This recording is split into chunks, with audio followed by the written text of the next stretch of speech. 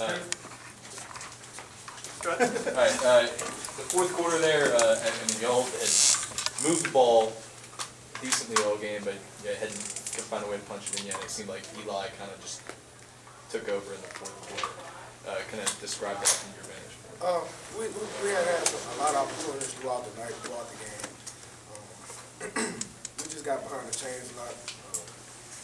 Bad play by me early on in the game. It just happened so fast. We just knocked down and thrown it again. So, other than that, like you said, Eli took over in the fourth quarter, and the offensive line really made a push so we could lift that clock. Was this the type of game that you expected coming in, a defensive game? Yeah, they're a very, very talented defensive unit, and our coaches have been preaching it to us all week. Ever since we played Arkansas State, we had the bonus practice also.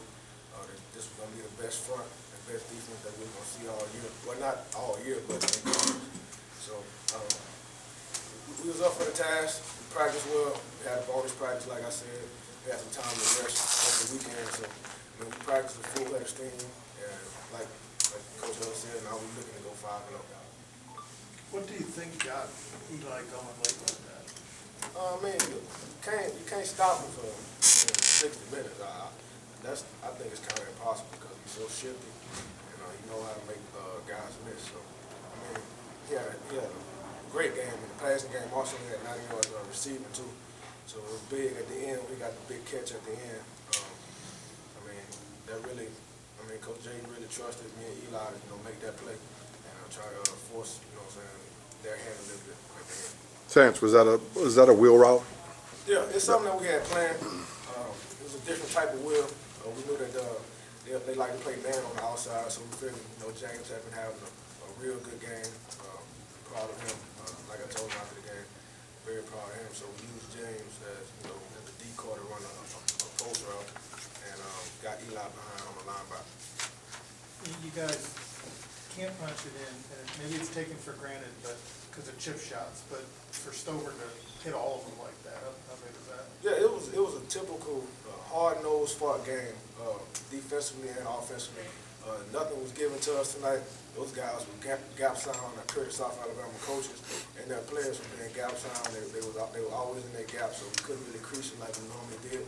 So for Stover to hit those field goals, 3 field goals, was real plus for us and plus for him. So we have a chance to win the game in the fourth quarter. Having said that, were those 2 QB draws, were those set plays, or were you just scrambling? Those 2 QB draws were set plays. We knew if they gave us middle X, it would be wide open in the middle of the field. And when they go middle X, they like to play man behind it. So if we can only get to that little crease that I got to going into this end zone towards the tunnel, we got that crease, and it was open, and we had to make a play. Terrance, talk about that pass that Devin came down with. It was hard to see that he even caught the ball. Were you able to see it when he came down with it? No, but we have been going at Devin. We've been trying to get him deep shots all year long, and we kept going at him. I keep telling him, man, just make a play for him. Every week I tell him, just make one play for him. You do that, I'll be able to trust you like no other. And I even threw him another one that was kind of underthrown, and he made a play on that one and batted that one down also. So it was big to see Devin go, get some deep shots so we could loosen that corner up. And that kind of helped us a lot with James too. Since we loosened the corners up a little bit, we got a chance to throw some curls, do a back shoulder route to James, so they were scared to get beat deep after we went deep with Devin Scott. So that's been his role all year, try to loosen the corners up. And he made a big play on 3rd and 50, but he made a big play on that one. And like I told him, I was proud of him, and just keep working. Is it kind of just a matter of time until James had a big game for you? Yeah, it was a matter of time. But just settling into that role that you're the #1 guy, it's kind of difficult because you're not used to things coming your way. But he's always open. James is a very physical receiver.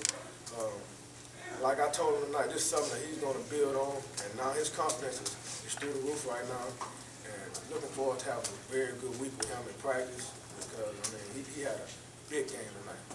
Like I told him, I was so proud of him tonight that he made those plays tonight. And I even missed him on one that he was wide open also. So, James, like I told him, I was very proud of James and how he played tonight. I'm looking for him to build on that next week in practice. Does this make up for not being able to go last year and what happened, or is that impossible to do? Yeah, for you. Yeah, not being able to play South Alabama last year. It's kind of difficult.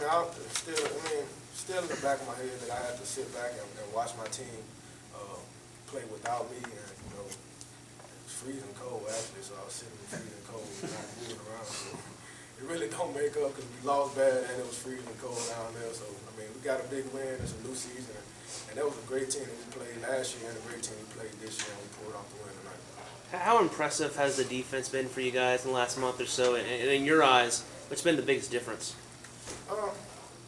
Guys, I guess Coach Willis challenged those guys in that meeting room, and just like our offensive staff challenged us, all the coaches challenged each position, and everybody rose to the occasion. And we're just looking to build on this performance that we had tonight, offensively and defensively, especially defensively, because they played a real great game tonight, holding those guys to 9 points with a very talented quarterback that can run and throw the ball well. I know you guys have made some pretty big statements in those 2 Tuesday night games. So was this maybe a bigger statement that you kind of a complete team win, fourth quarter, you guys able to kind of gut something out? Yeah, right. It was a statement tonight also. So every week we've been trying to make a different statement, if you want to say. And this week we made a statement that we're a complete team. Playing against a tough team at home, homecoming.